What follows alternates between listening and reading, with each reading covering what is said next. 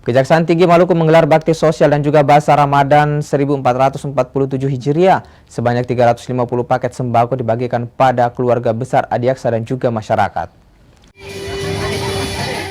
Sebanyak 350 paket sembako disalurkan ke pegawai, petugas keamanan, petugas kebersihan, guru TK Adiaksa, tenaga honorer, purnawirawan Kejati, hingga masyarakat umum.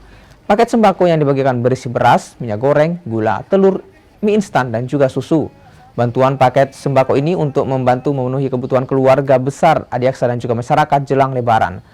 Melalui kegiatan ini saya berharap semangat kebersamaan, kekeluargaan, dan kepedulian di lingkungan Kejaksaan Tinggi Maluku dapat terus kita pelihara dan tingkatkan.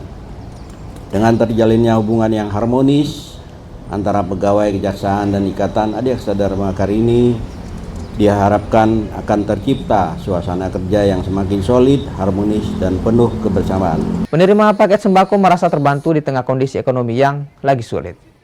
Merasa senang lah. Ini gula, 1 kilo 2 kali,